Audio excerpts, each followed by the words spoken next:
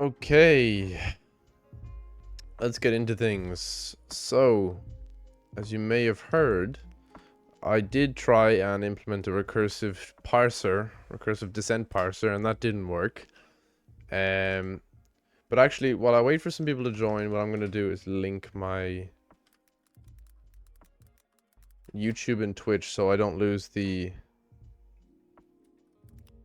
VODs.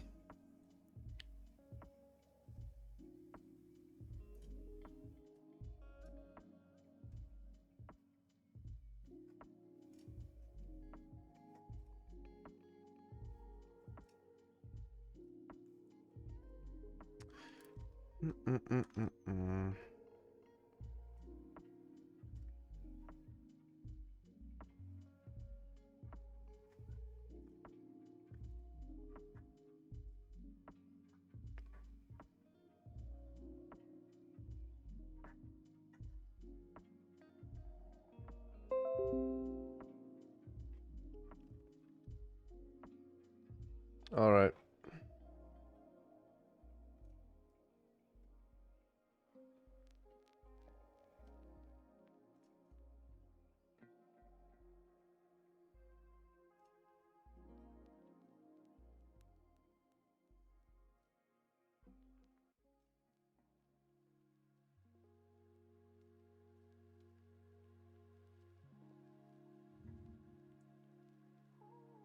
Gonna just do something real quick. And then I'll get down to migrating a few of these functions. So, what do I gotta do? Navigate to your Twitch account settings and find connections.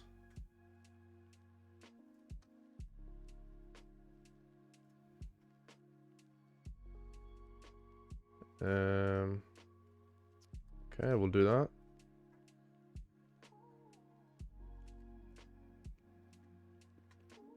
There it is. Connect YouTube.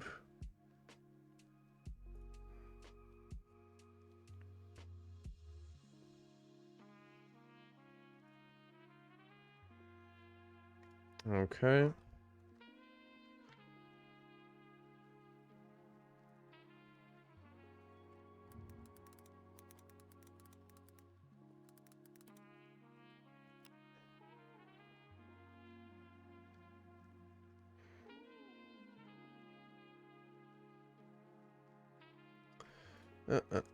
uh, 2 seconds.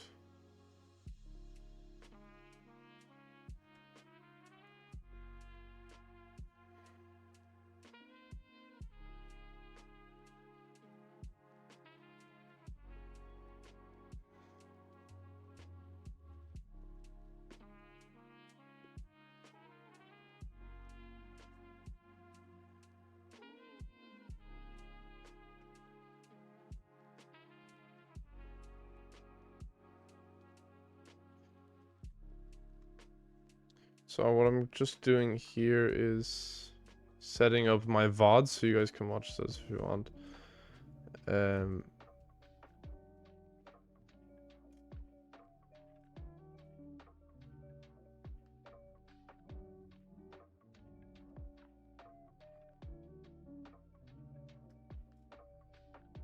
Export to YouTube. There we go.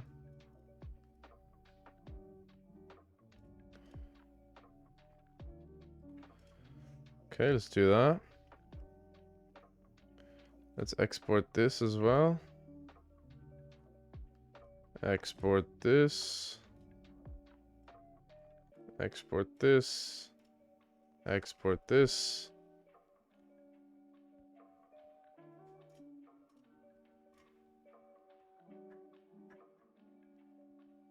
Okay. Let's go back to my channel. Should be up soon enough. I'm not sure when the exports finish. Alright.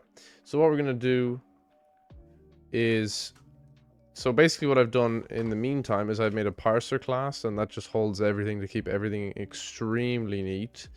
So what I got to do now is just keep adding these functions, and I got a few more I got to add, and then everything will just be so much easier to program. So let me find var parse. Did I not copy that over?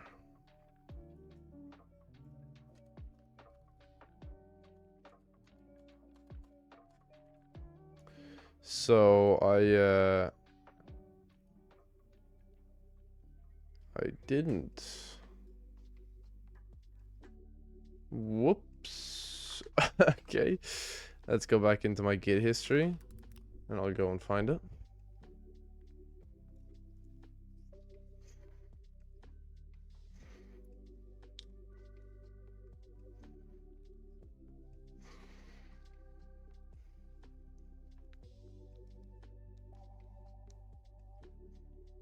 I just go to branch main and then I go to the file rbc cpp and I go look for var parse. There we go. Here's the code. Need to copy.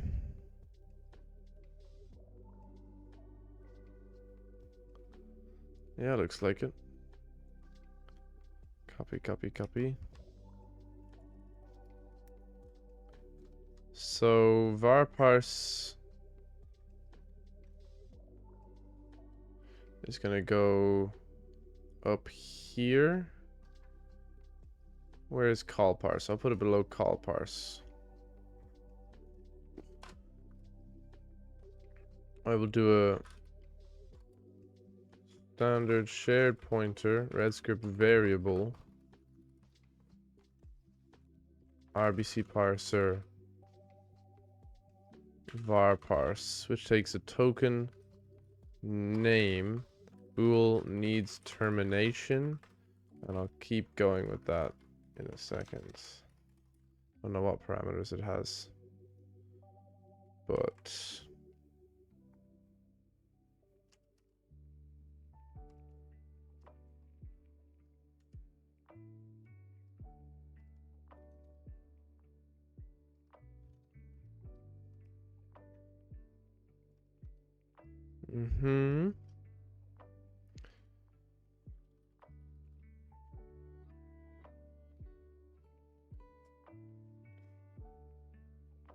bool parameter object and is const.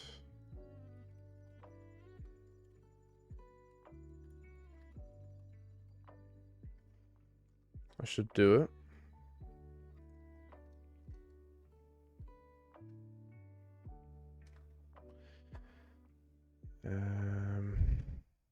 So now I gotta find all the references of current in this selection and replace it with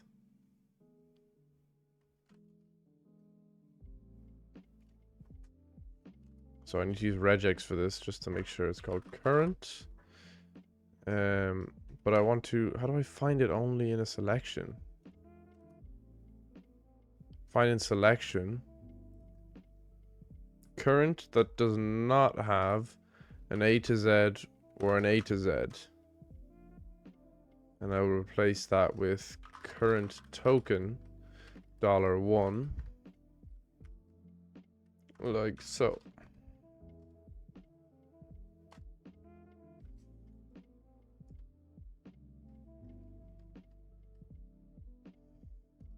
Perfect.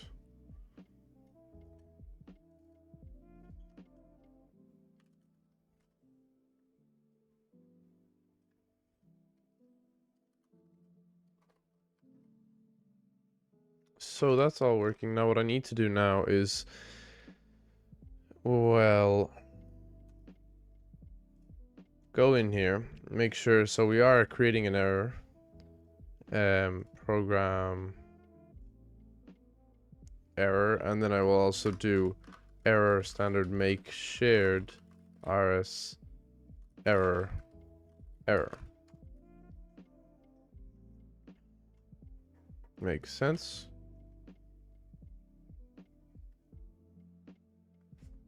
Yeah, okay. So all this should be working. I'm gonna close them. Close, close, close, close, close, and Okay.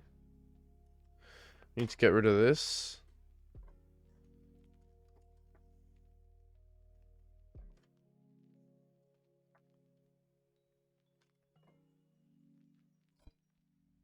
Working fine. Next thing I want to do is I want to add the lang functions to the parser. So, as you can see, we should start with make BST. I don't think that calls anything but itself. So I'm going to copy all this. I'm going to go into parser. I'm going to from lang. I'm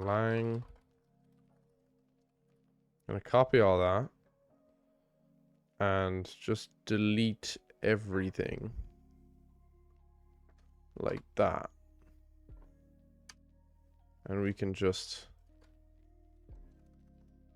align the parameters nicely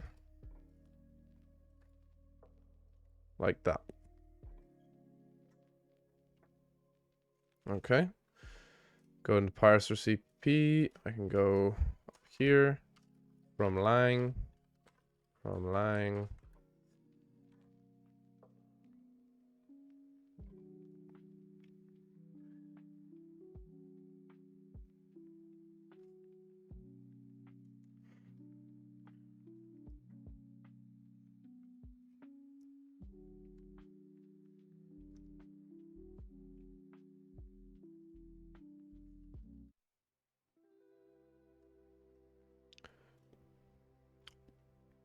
But I'm going to make this into parser.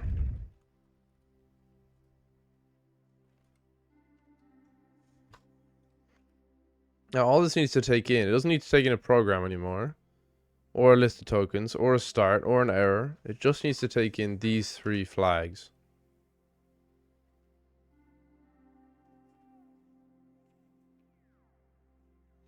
Because we can just replace TList with tokens. We can replace start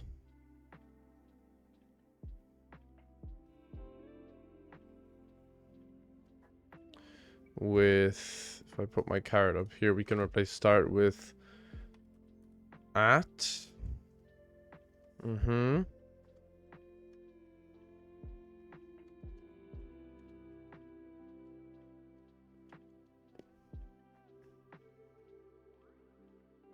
And obviously we can make some adjustments to this.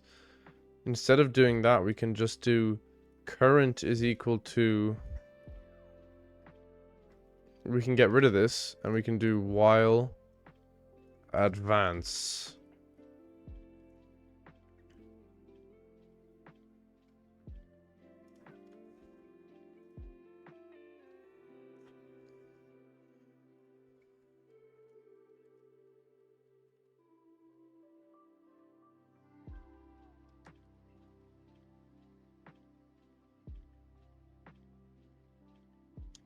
And we can replace again that current.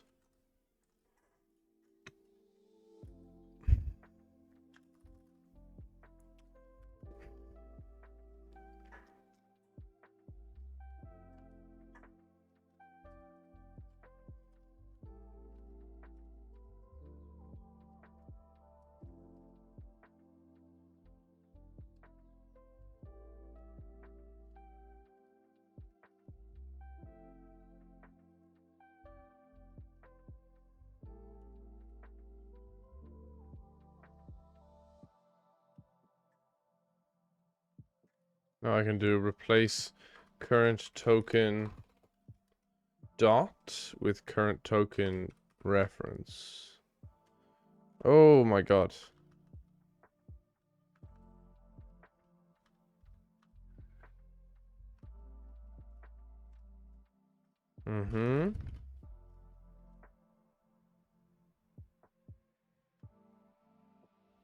Now we can just do that.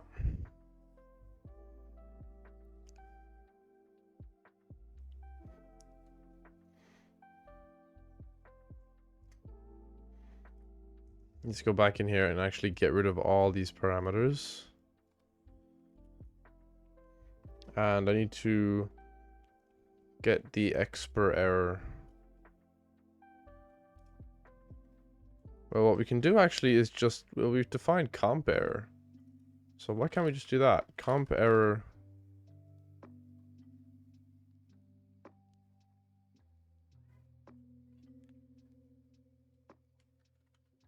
Wait, what do we use down here? We use comp error. Yeah, comp error.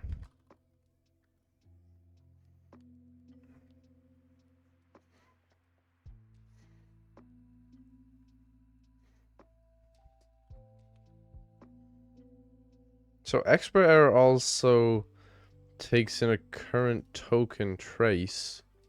But remember, comp error, well, it already does that for us, doesn't it?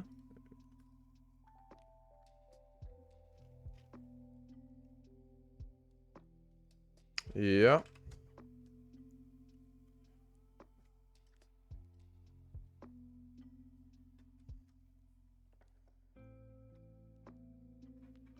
So I want to replace expr error with comp error.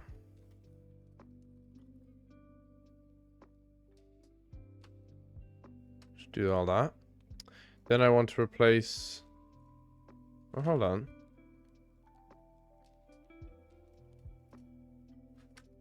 Yeah, then I want to replace current token dot trace.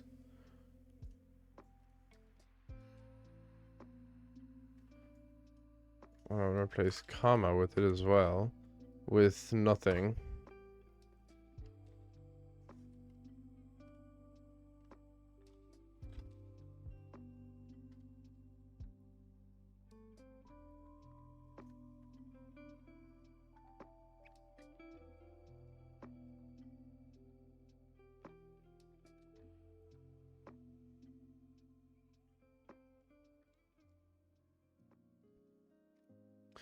Just gonna, like, they're all using current token, and this was really, really bad.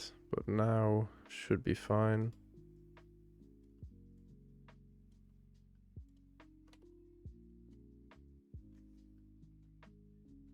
Whoops.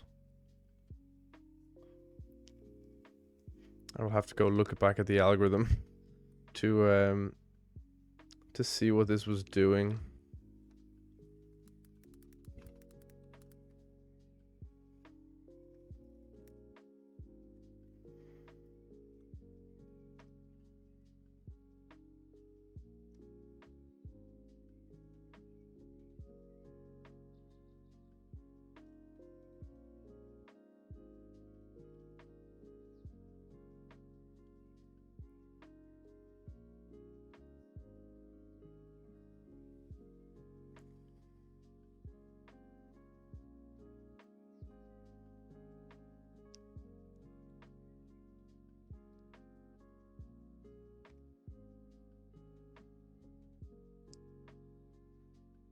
What?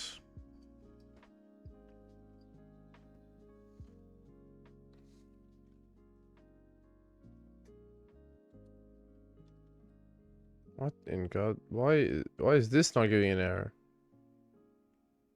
But this is.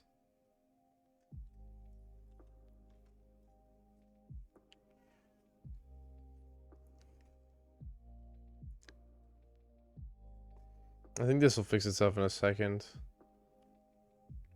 So make BST now only needs 2 calls, 2 things here. Again, doesn't need any of that. Looks a lot more clean now. Oh yeah, and make BST needs equals false, equals false, equals false, I think. That should help with those errors.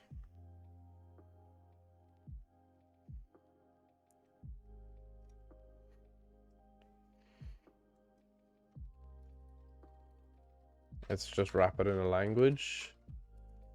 like so. Okay, so that's done. So now we can move on to prune expression, I guess. This is just more an algorithm, so you know, it's gonna be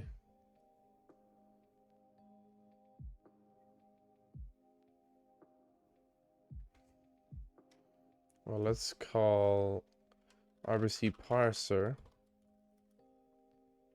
Yeah, and we'll copy over the function signature here.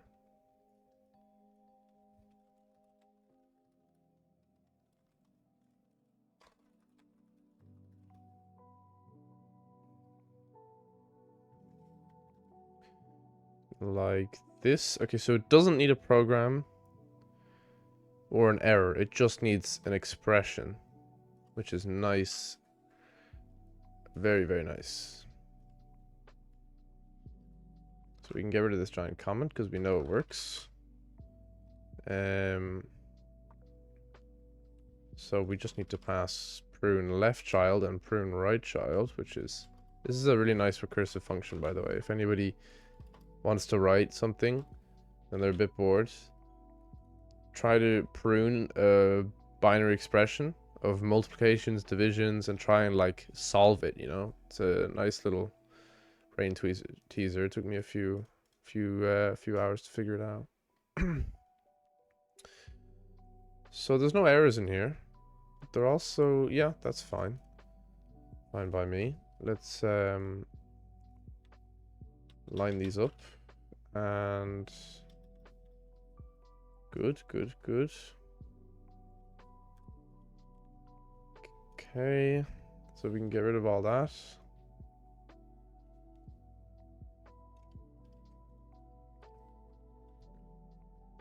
We can get parse list here and expression evaluate. We can get both of these in like so, and just make sure they're part of parser. So obviously parse list doesn't need a thing.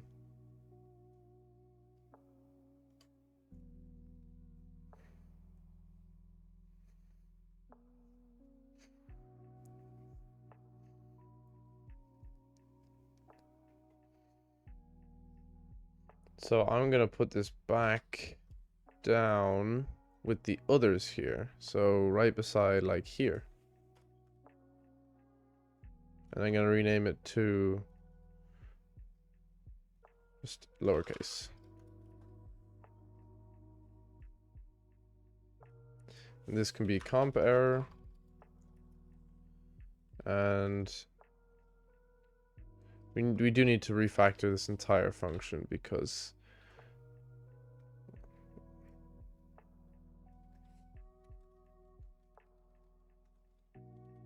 hold on a second.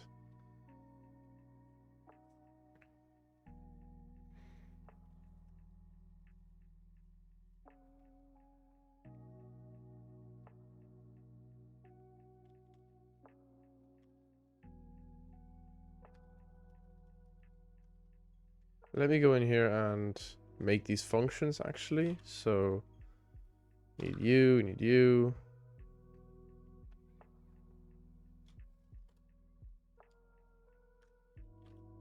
We need you, which doesn't need a program or list or start or error, just needs these 4 bool flags, which is quite nice, if you ask me. Nice to finally, you know, breathe without having to specify all this. And function definitions for these guys are actually in here, so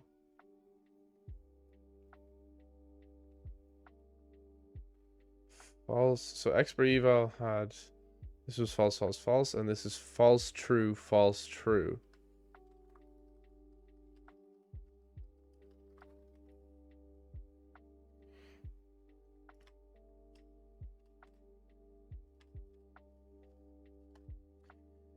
Okay.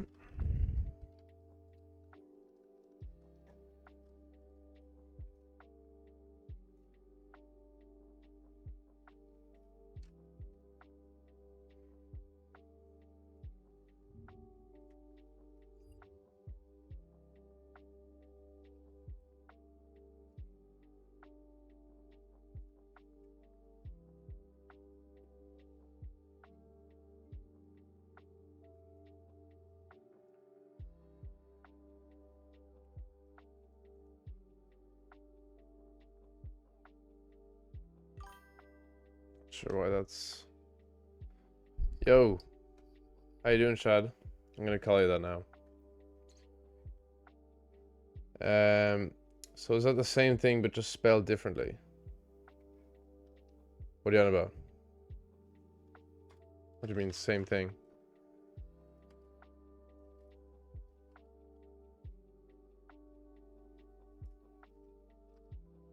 The parser. Well, I don't know. You see, a lot of parameters on all these functions were just redundant. So putting them in a class, I got rid of like 4 parameters for each function. As well as that, they all know each other now. Before they were in 2 files. So now they'll be able to use each other a lot easier. So I can like integrate anything I want. I don't think I need a recursive descent parser now. So, because I think this was my problem. Recursive descent parsing looks nice, but the syntax looks disgusting. The way you write it and everything. And the formality. Maybe I just didn't learn it right, but I don't know. You do, man. I ain't gonna force you, but what looks disgusting? Like when I was trying to learn it, people were giving me like special like epsilon notation and like these recursive definitions of tokens, and I already have my way of parsing expressions, for example, and it's really, you know, minimalist. It's just recursive. Doesn't use any backtracking, you know. I looked online, people think brute force parsers are bad because they backtrack a lot, but mine literally never backtracks. There is no back function. And I think with that, you know, I know it may be a little bit more beefy, but at the end of the day, as long as I understand it, it's okay, right? I mean, I guess. Only exists in non-deterministic finite state machines. You don't deal with them in recursive descent and EBNF. Right. Well, you can see how it's like, it's kind of above my pay grade. I think if I make another language, I'll definitely go down the right route. But right now, this is my entire language. It just has all these functions. And I think it works pretty well. So what I'm going to do is...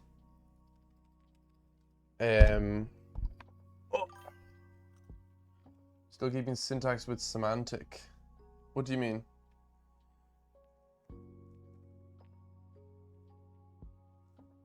Oh, what do you mean by semantic? Isn't that what recursive parsers do as well? Or am I stupid? Okay, I need to go through this function. Nope. This function. So this needs to be comp error.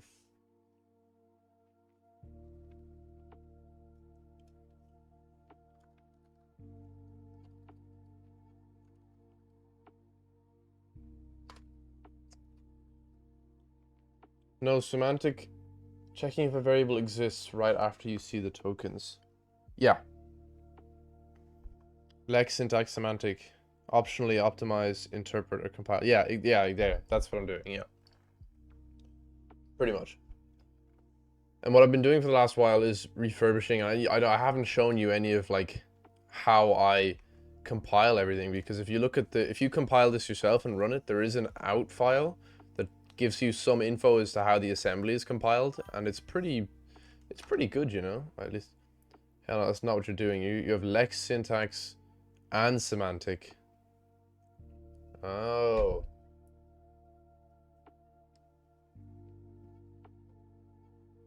Yeah, you're right. Yeah, you're right. I do syntax and semantic at the same time. Then I go to, there's no optimization yet, and then interpret to assembly, and then convert assembly to Minecraft. So it's compile. Yeah, interpret and compile at the end. So you're right. I do it at the same time, which is bad, I guess. But I was excited at the start to go, oh my god, I'll do recursive descent parsing. But it just looks like way too much work, so wait, at least for now. But it's definitely something I'd like to do. So I can get rid of all that. I can get rid of all of you. I can turn you into compilation error. And instead of doing this, I can just call advanced. It's so much nicer now. So much nicer. Advance. Almost done. I should be able to compile and see if everything works. What's wrong with this? Parse lists.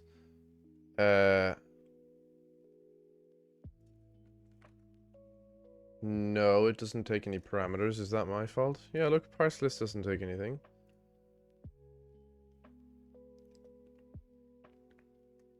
Is that because I still have the definition for it in Lang? So let's get rid of you, and you. I still have you guys to go through. Parse list. Yeah, so it's the lowercase parse list. What part of Ireland do you live in? How do you know I live in Ireland? Did I tell you before? Yeah, I'm in Dublin. Yeah.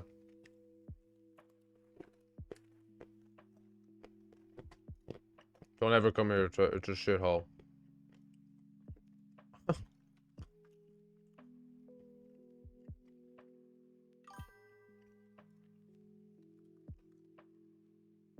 Forgetting when you said a couple of days ago. You were talking to the guy with the worst memory ever.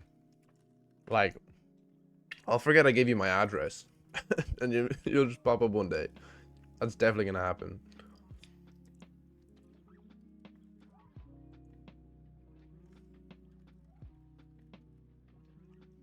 I'm telling you.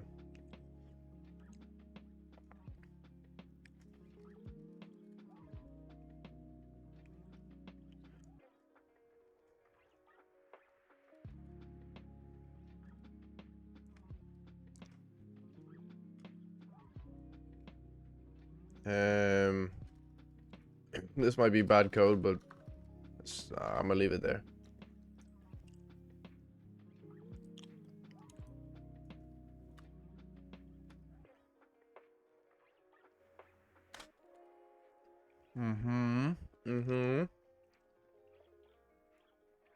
Now I gotta change to inline object parse, which I will define here. In recursive descent, you don't really worry about going back up.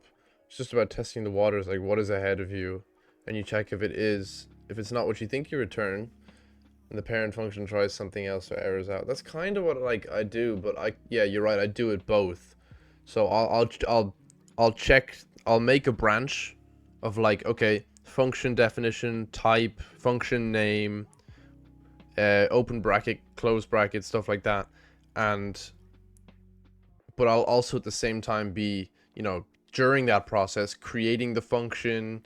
I'll be adding it to the stack or adding parameters to the stack. I'll be incrementing the scope of the current program. So I do all that, yeah, simultaneously. But in my eyes, it is bad. I will admit, but I don't think it's the end of the world. So I'm gonna roll with it for now. So yeah, what I'm doing here is just taking some advice. Inline obj parse. You don't need, look, see, look, all these 4 parameters, poof, gone. So satisfying. So satisfying.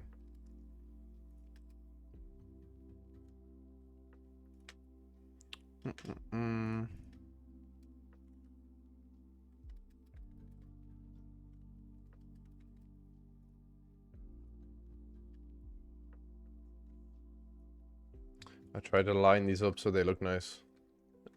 I think I have OCD.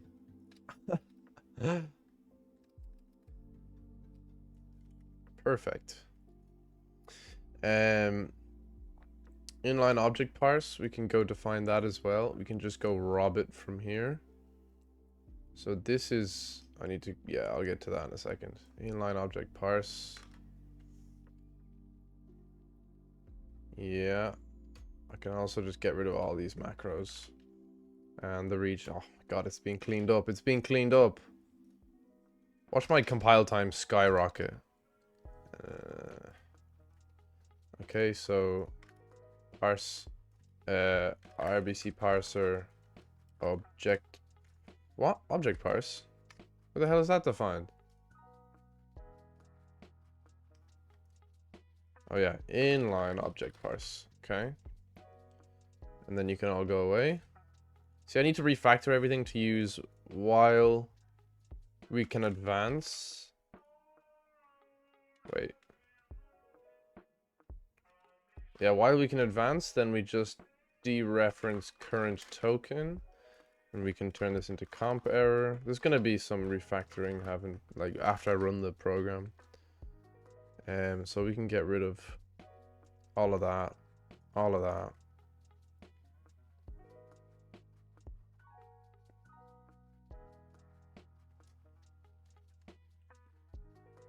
We can do dereference.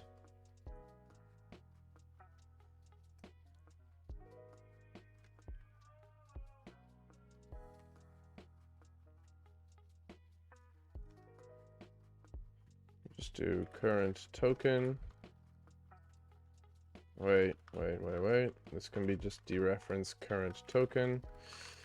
And then I can do while, or if we can't advance, break. Just comp error. Then we can advance. Then we can advance. We can get rid of all these parameters. Beautiful. We can just say dereference of current token. Few too many dereferences come out on here, so maybe we'll have to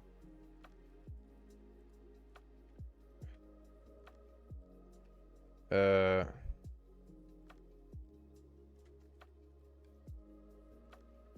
I can't peak one token. Yeah, if I can't peak one token. And we can get rid of S. We can get rid of all of this. All of this.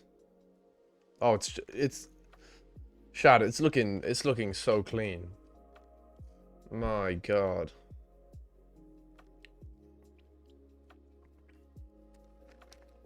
Um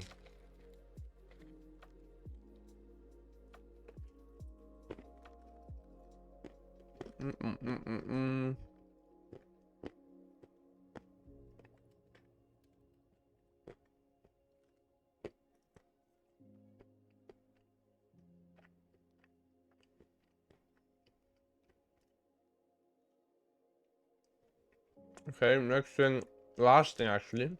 The last thing is this function, which helps me evaluate expressions. So we will put that in here. This will not take any of that. It will just take a pointer to a binary syntax tree operation. Oh, wait. No. This actually needs to stay here. Whoops.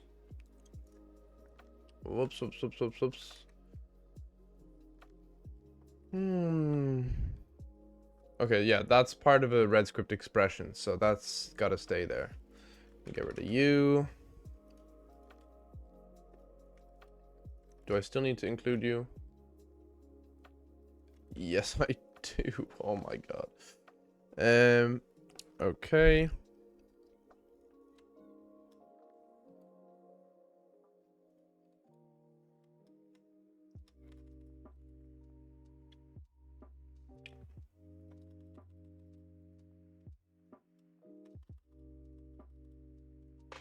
So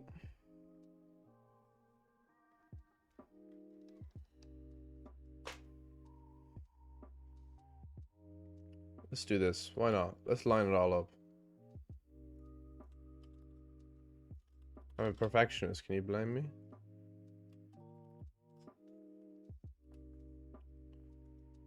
All this code you've done is like, looks really nice when it's all lined up.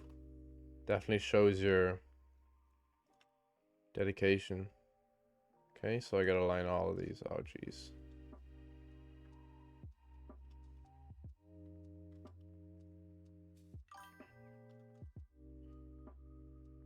Cheers, mate. Twitch just will do nothing about their bot problem. I promise you.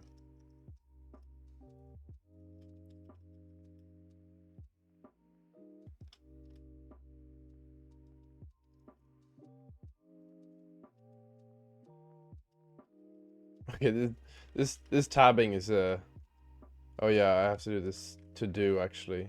Yes, I do. Okay. What? Okay. So before I run everything, there's an error in Lang apparently.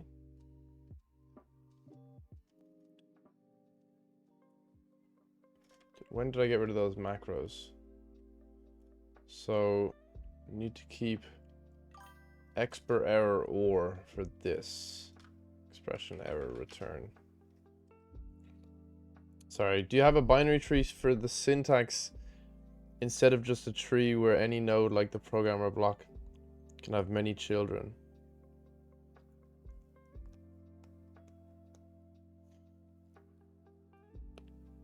Do I have a binary tree for the syntax instead of just a tree where any node can have many children? No.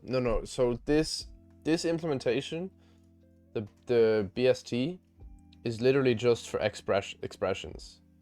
So, like, here, a binary syntax tree node has children and a parent and a value optionally. And then you can obviously, it's just a nice helper function, which is not labeled inline for some reason. And it's all implemented for expressions, that's it. So is it like special aside? The normal, yeah. Why? Because that's the way I implemented it, I guess. Like, in my eyes, I only saw BSTs being useful in expression parsing. So basically, you know, the expression is the right-hand side of the variable, but the token syntax is just quite simple to follow. Method, type, function name, bracket, parameter, then I can just go straight to parse expression, and that's all handled for me fine. There's no tree needed when I'm logically following the tree in my program parse main function. Do you know what I mean? There's nothing needed for that.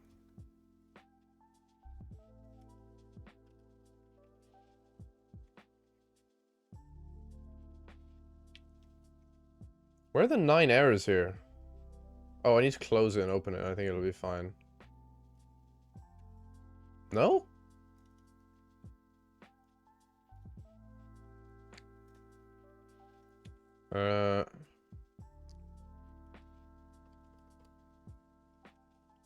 Need to modify this. So this is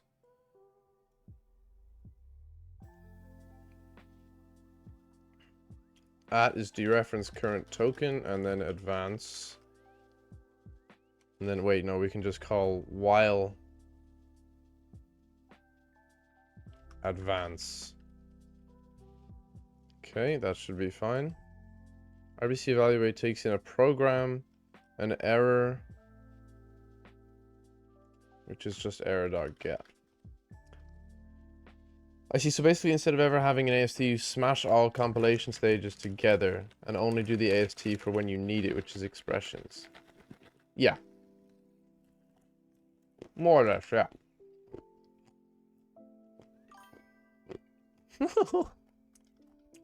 Hey, I learned all this myself.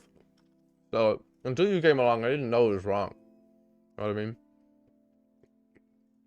Now, where are the errors? Here.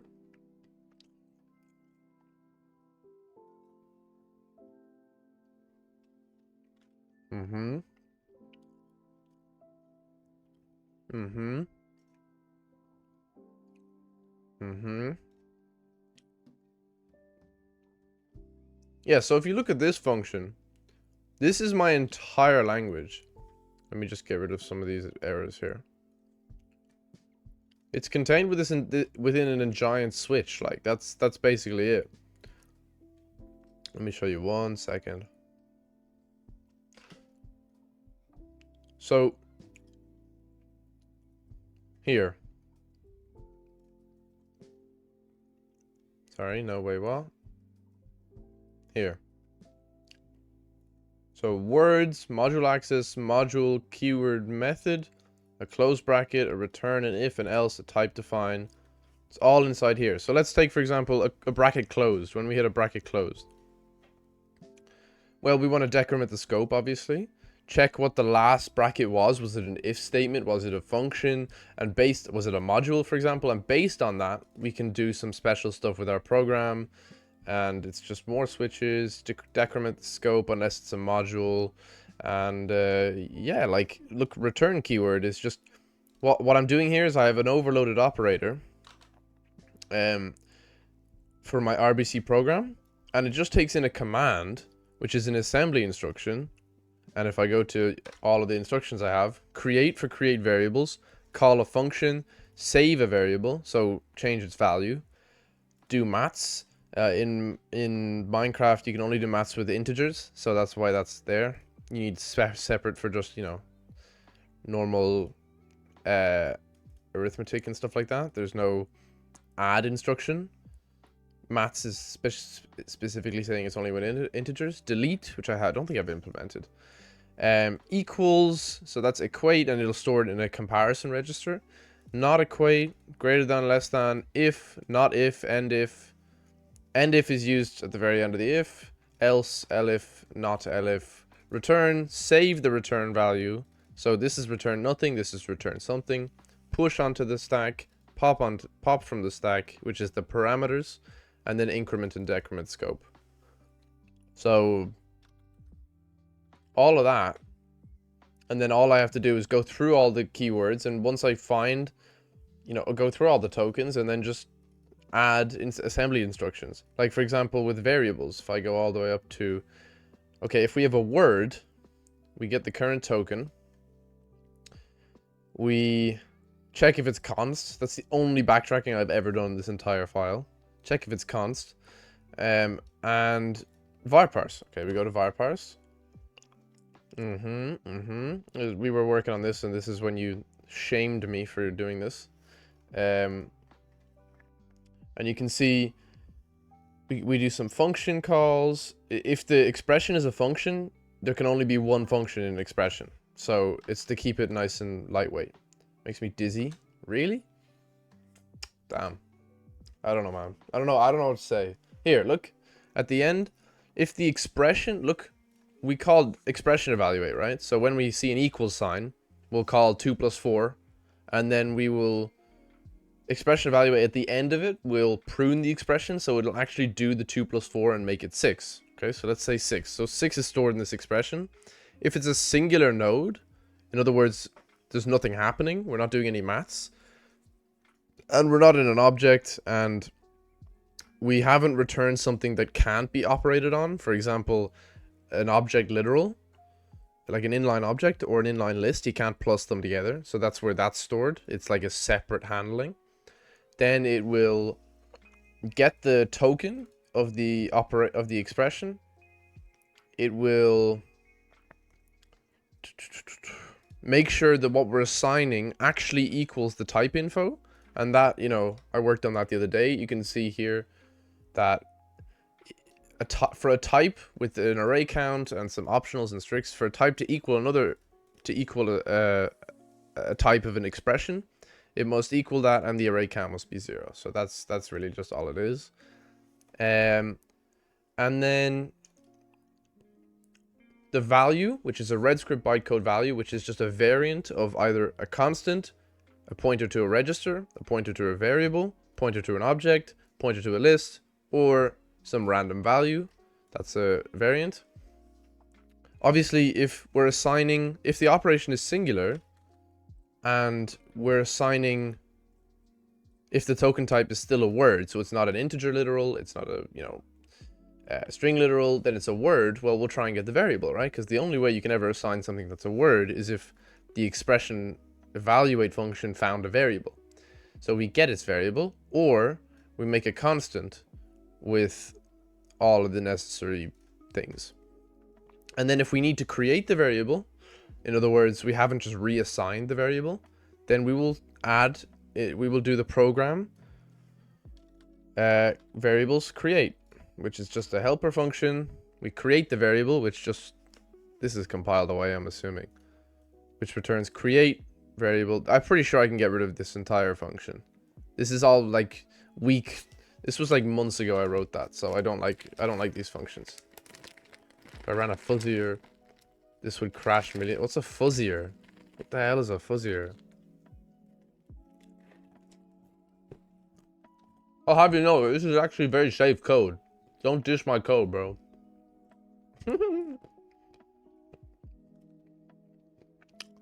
What's a fuzzing?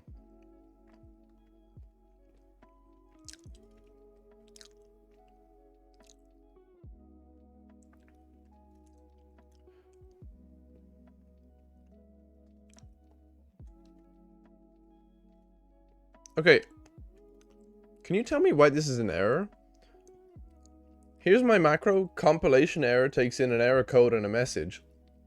And it gets our error object. And it initializes it with everything it needs to do to print the error nicely. And then at the end, it does its hash VARGs. And you can see that there's a comma there because we haven't passed any VARGs in. And it's giving me an error saying expected a bracket. When an agent constantly keeps giving specially crafted input to a program and watches what branches it takes, if it takes a new branch or does something interesting like crashes or takes longer, it tries doing more stuff with that input, otherwise it tries some other inputs.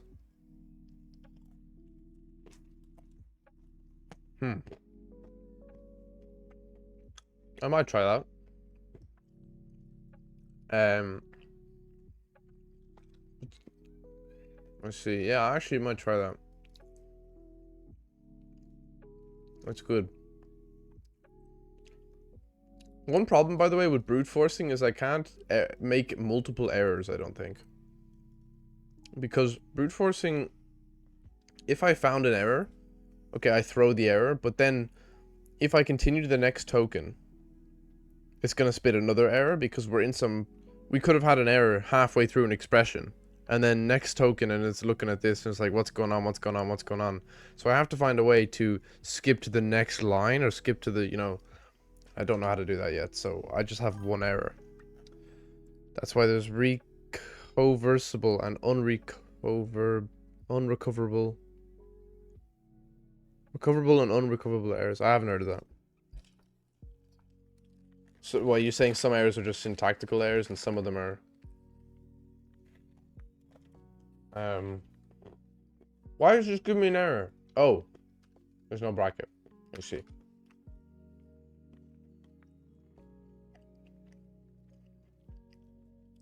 Okay, that's good. That's good. Wait, no, it's not. There's one more error. Oh, it's here. Bro, where is it?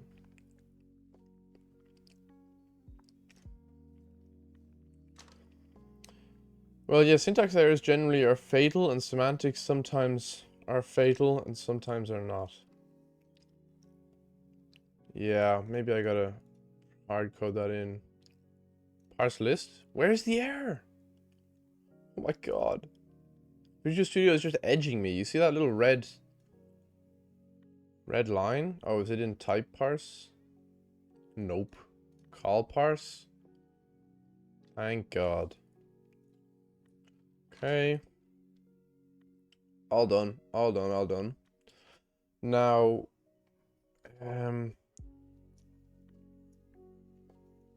what I gotta do is make an init function, I think. Possibly. So my header file for the parser here has all the functions. Parse all is gone.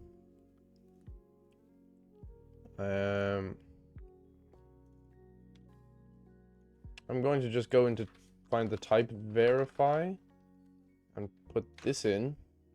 Why am I in insert? So that was 0. And find this again. Rs parser. Return use case. Return use case. And rs.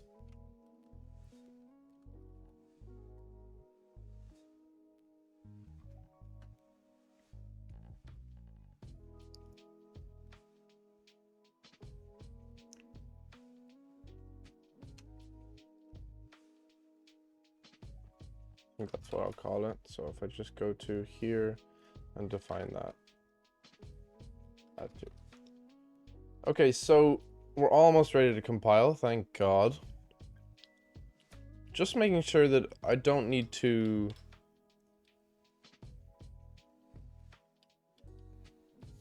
Like... Typically, syntax analysis can produce results even from some completely bogus code. But that's expected because grammar parsing is supposed to be fast and work based on just one token of look ahead and be ideally context free.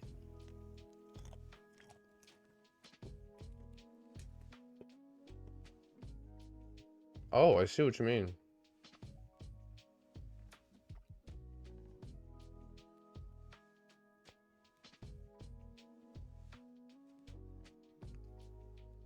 Oh, I see what you mean. Mm-hmm.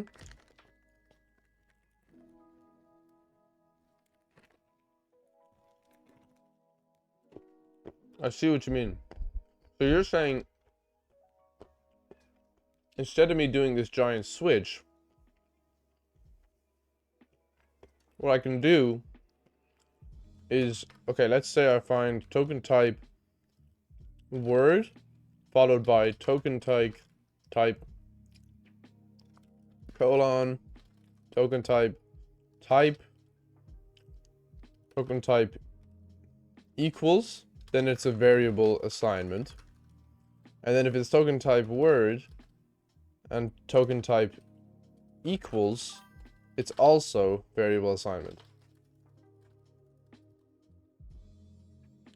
And then how would I write that? Would I use like, okay, I would use look ahead.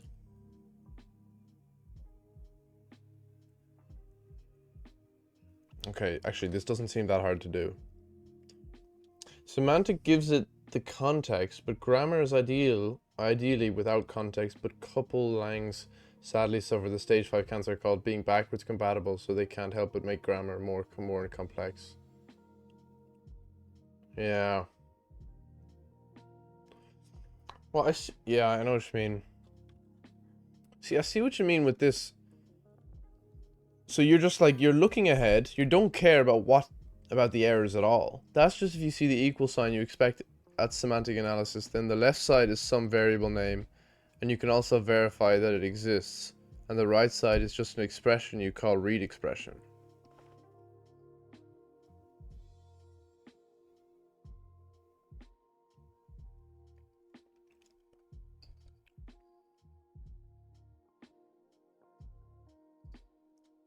Okay, I can actually implement that. I don't think I will today, but it actually seems a lot more doable than I was expecting. Okay, alright. So, let's get this running. Hopefully it works. What I'm going to do down here is go into my main file, which, let's see. Issue with this thing is you do where you can define a variable without any special keyword clauses. A bit of issues because it's a bit dubious until you parse the bits after it. Yeah.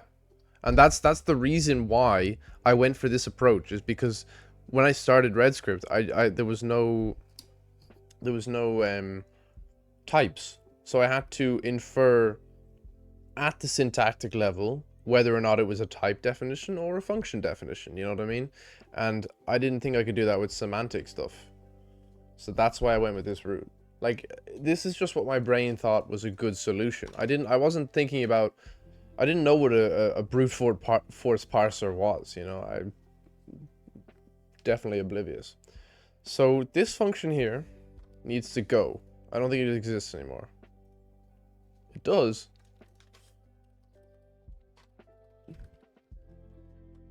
It doesn't exist. It literally doesn't exist. Why isn't Visual Studio telling me that it doesn't exist? Oh yes, pre-process. That's still going to be a separate function. It's doable, but you have left side recursion, so you have to first just read any variable name, and only then you differentiate based on if it's the end of a line or opening paren or equal sign. Yeah, but still, the only way I differentiate it here is just search for the variable. You know what I mean? But I don't differentiate it, is what I'm saying.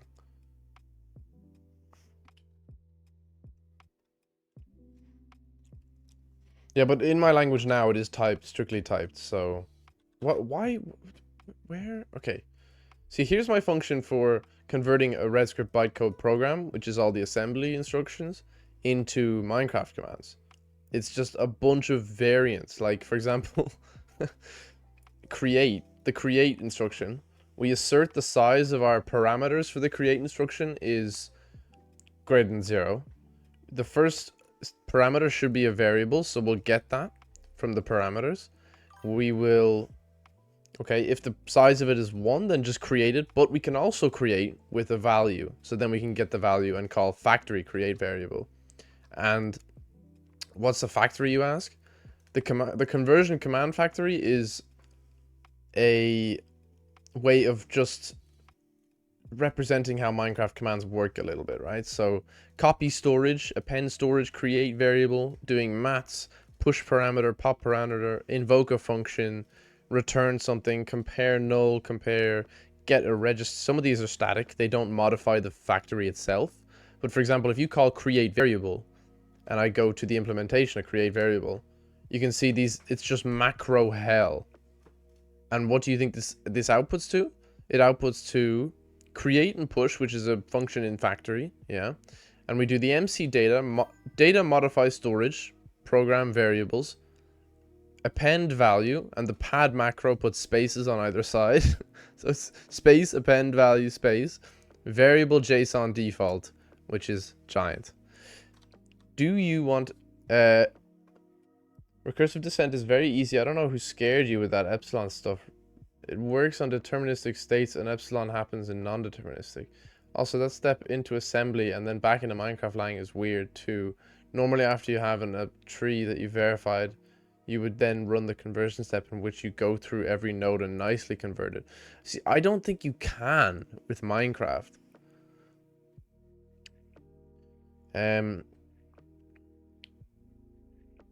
Normally after you have a tree that you verified, you would then run the conversion step in which you go through every node and nicely convert it. I think it's better this way. I think it's better this way because it's just a really simple way of doing things. It's just, okay, create something, delete something, you know? And you can still differentiate based on how many parameters you're passing in or what you're passing in. And the factory mimics the program. You think it's better this way because you don't know this way. I feel like, yeah, I mean, look. Some people live in delusion. Maybe I'm part of them. So, like, yeah, this is all it is. I get every single function, all the functions in modules. I get all the functions in functions itself, like nested functions. I make an entire giant list, and then I just go through this lambda, which just parses every single one based on all their instructions. Save, maths. There you go. It's like constant and operation, and we call maths. Do you want to see the MC helpers file? Because you will throw up. Look at this.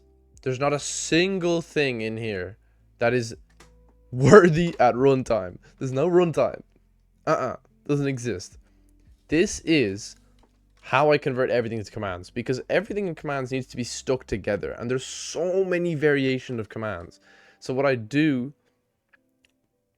is I basically snip everything together, you know, and it looks horrible, but they all run off these macros. Like separate is just a space, Pad left, give a space. Pad right, give a right space. Pad is both. Insert will put pluses, convert them to a string, access it an array, and this just outputs perfectly nice Minecraft code. I tried you. I tried. You do you. I'm gonna go code my own stuff now. Yeah, thanks for tuning in, man. Thanks, man. I mean, look, it's not the best solution, but have you not seen Undertale and how it was coded? Do you know how much backlash you would get from the programming industry for making that absolute shithouse?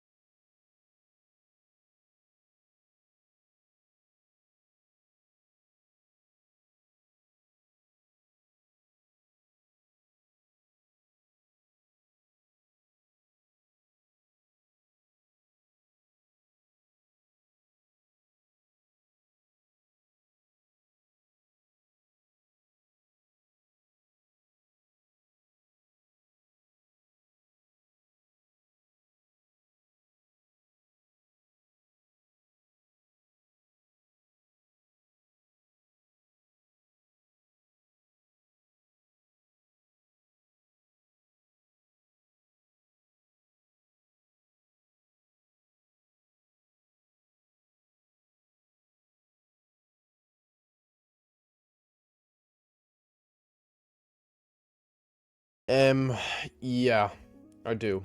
And I know I may look like a bad programmer now, but I programmed for a decade and I started out when I was like a kid. And I learned everything myself. I don't get anybody mentoring me. Like my teachers in college, they use AI.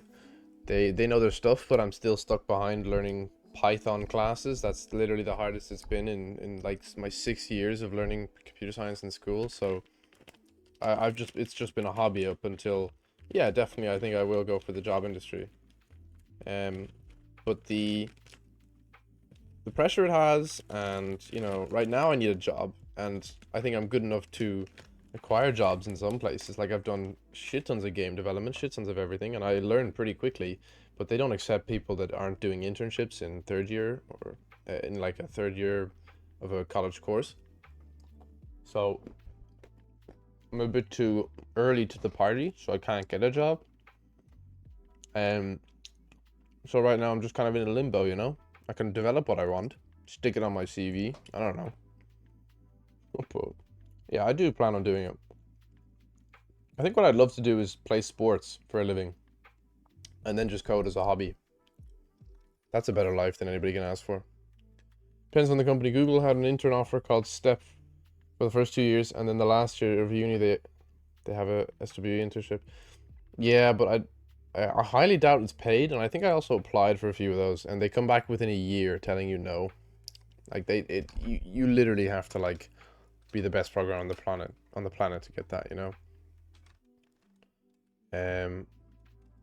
So what I'm gonna do here is just finally, before we run it, we're gonna try and parse current, which will throw an error, and then we will catch. Do you know what? See, I can wrap this all in a try outside here, and what I'm gonna do is this parser.advanced function will throw if we've reached the end of tokens. You know what I mean? So what I'm gonna do is I'm gonna catch a red script error. Do you think I have to pass that by reference? Because I'm throwing. Yes, I do, right? And then what I'll do is I'll print error, and then return exit failure. And I guess I will error program compilation terminated. Don't know about step. Look, like, I'm a bit scared to go into the job industry because they're just going to expect so much from me. And, you know, it seems very demanding. If I got a job where... Oh, sorry. SGB is paid and it's not a year, but yeah, it takes long. I think for summer this year, they had a recruitment process around October and November last year. And then interviews, if you passed, you had like half a year preparation. Yeah. I mean, look, I'll go this summer, just programming my own ways. I'll go back to uni. Maybe this will kick off, and so I think a lot of people will start using what I'm making here, and they might give me, you know, some support, like you, definitely. Just like the support you give me right now is crazy, and that'll give me some motivation to maybe apply for some jobs. But I don't think you understand the situation in Ireland. Like in Ireland, if you are not in third level in the third year or above, you're not getting an internship. It's not possible. And I'm sure there's maybe 1 or 2 chances, but I'm not the best coder in Ireland, contrary to my friends' belief. I spend so much time inside, they all go like crazy, you know what I mean? Tried coding for some money in the last year, but it's just pocket money and not people appreciate it. Yeah, I know, right? I did Fiverr before, and I gave people good code, and they just kind of shouted at me, and they're like, where is this?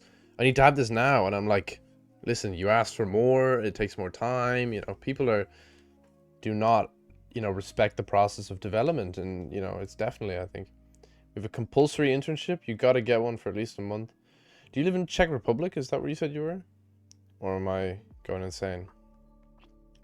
Compulsory internship, you gotta get one. Oh, Poland, yeah, sorry. Gotta get one for at least a month for graduate. Yeah, here as well. I think it's like a 6-month internship paid. And the college I go to right now is guaranteed. It's guaranteed, but I'm actually trying to transfer to a different college in Dublin because if you don't know, Dublin's transport is probably the worst in Europe. And I commute like 20 hours a week to get to college. 2 hours there, 2 hours back every day. So I'm hopefully I get the transfer and I can, you know, yeah, I can do a 10-minute cycle to one of the best in the country. What we do in Ireland is a thing called the Leaving Cert, which is, you know, your final high school exams, and it's based on points. The maximum you can get is 625, and each subject you do, you can get from 0 to 100 points, and it's in different ranges. You know, if you get between 77 and 88%, you get H3, which is worth 77 points or something like that. And that's how it works, right? And I missed my 15-minute away college by my maths grade was 79.6%. So if I had gotten 2 extra marks out of the 400 mark paper, just two, that's 0.5%, I would have gotten into this college. But what they do in my in my school is they round down. Yeah, they round down. It's cutthroat here, you know. But it's all good. Like, I enjoy it. You know, the commute, like, you learn to enjoy it. I know definitely in Poland you might have better transport, maybe in the in Warsaw, definitely. But if you ever came over here, like, bro, it's atrocious. There's just our country's in shambles. I'll tell you that much. Just like half of Europe. But yeah, it's not the end of the world. Like, I know people that commute outside the county, and I don't know if you like a county is in outside of Dublin, and they go by car. It takes them like 3 hours, 4 hours. They go by interstate train. It's not fast, so it's not a bullet train. It's like an old coal train, for God's sake. Okay, it's probably not a coal train, but that's the life in Ireland. It's pretty. It's not all pots of gold, as the Americans would think. Okay, I will rename this to parser dot program. I haven't got the Type G power cable for my corporate laptop, so I'm not sure if I can go there. Oh, they listed it on delivery list, but it got cancelled or something. Type G? Type G power cable? What the hell is that? Whoa, whoa, whoa, whoa, whoa, whoa, whoa. Type G power cable. Oh, that's literally what I power my monitor with, and it keeps falling out. it's like a... Be thankful you don't have it. It's literally plugged in right now, and it's gonna fall out if I, like, breathe too much. Need to get that socket fixed. Wait, do you mean... Do you mean this is the Type G as in a UK plug? Is that what you mean? Like, great. Oh, you mean the plug. Sorry, I thought you meant the Type G is in the adapter here.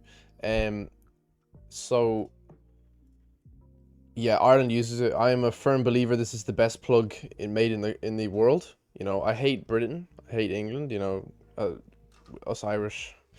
You know, we have our history, but when it comes to plugs, this thing is like it's brilliant. Every time I go to France, every time I go to Spain, every time, like, the plugs are just so stupid. America, like, come on, guys, fix up. This is the plug.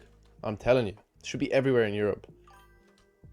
Why? Because it has an inbuilt fuse in it, so it will never explode. Like, you need to go on YouTube right now if you have 10 minutes after after you hop off.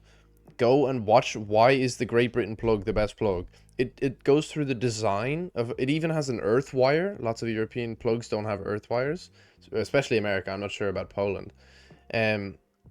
It has the mechanism that you plug it into in our houses here. It doesn't let, like, kids stick, like, knives or metal objects into the plug. Electricity will never go through because the top prong of the 3 prongs on the plug is a little bit longer, and it needs to push all the way in before you can access it. Fuse insides, make sure it doesn't short circuit, and it just provides clean electricity. Like, it's brilliant. 2 types. Usually they have a ground pin, but the device that they don't need it because they don't require that much power to use it. Yeah, I guess so, but still. Then the plug also gets smaller from the one without the ground pin. Fair enough. If it doesn't take much power, it doesn't take much power, but you should always be safe. Like, I have a little sister, and, you know, I'd never give her a screwdriver. She'd stick it right in that. Nah, I'm kidding, but anyway. Okay. This has got to work. Okay, watch me compile this. Wait, how do I compile again? That is a good question. 101 on a terminal. What?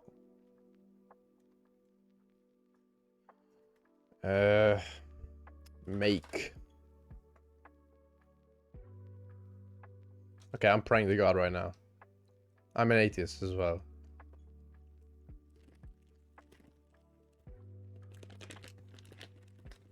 Oh my god, I'm gonna be jump scared with errors. I'm shooting myself. Once it hits rbc.cpp, or like, oh my god. Oh my god. Wait, it's not that bad.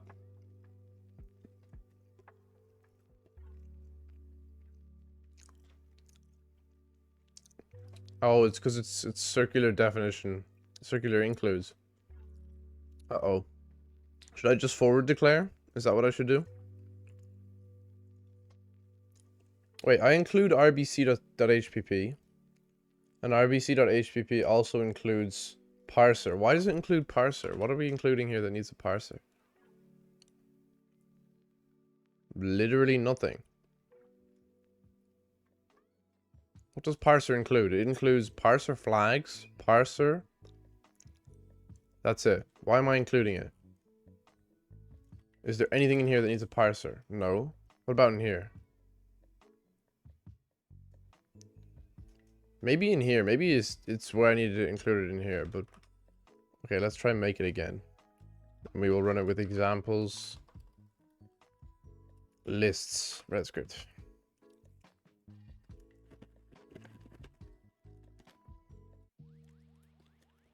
Okay. Yeah, if you want to head, man, I won't keep you any longer.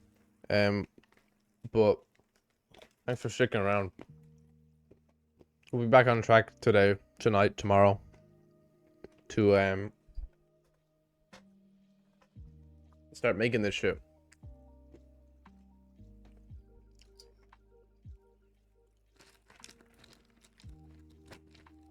If you want to get, by the way, if you want to help make the language, not as in the C++, but actually make the standard library, you can get in touch with me on Discord.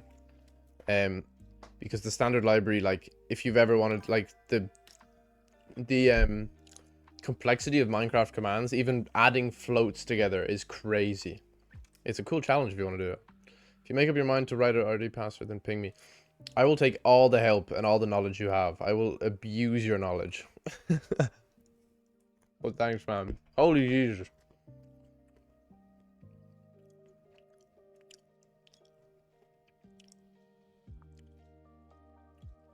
Okay, I just didn't include.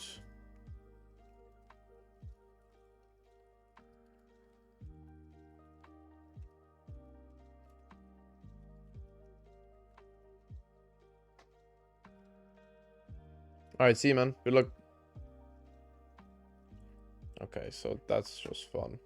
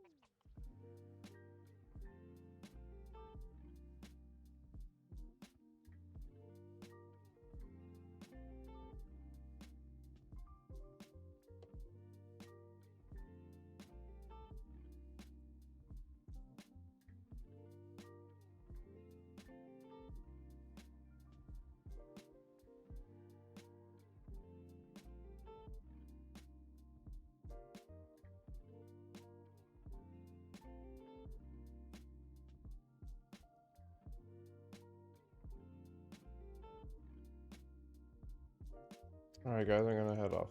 Thanks for watching.